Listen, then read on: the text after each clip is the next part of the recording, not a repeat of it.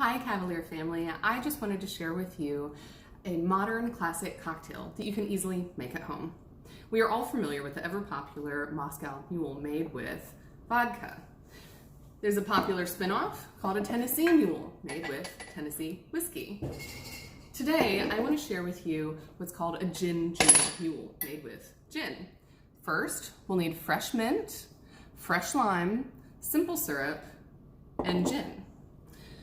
We will start by adding our lime into the shaker. And then we need about half an ounce of fresh lime juice, which is about half a lime, freshly squeezed just right into your shaker. Next is the simple syrup. Simple syrup is just that. It is simply sugar and hot water fully dissolved. In order to get half an ounce of simple syrup, you'll want to fill a standard shot glass about 1/3 of the way with your simple syrup. And then we muddle these ingredients. We want to infuse the simple syrup with the flavors of the fresh mint. Once we've got that made, we will add our gin. 1.5 ounces of gin is going to be 1 shot glass filled all the way to the top.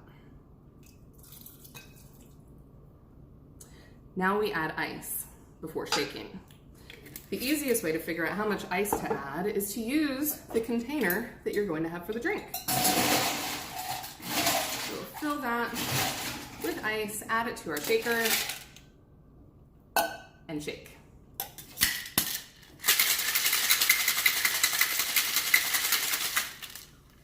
All right.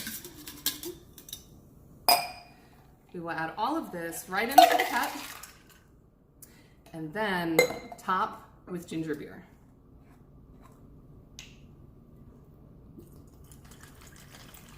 This is a really herbal and refreshing drink for spring. Lastly, garnish with fresh lime. Cheers. Once again, if you'd like to look at our ingredients,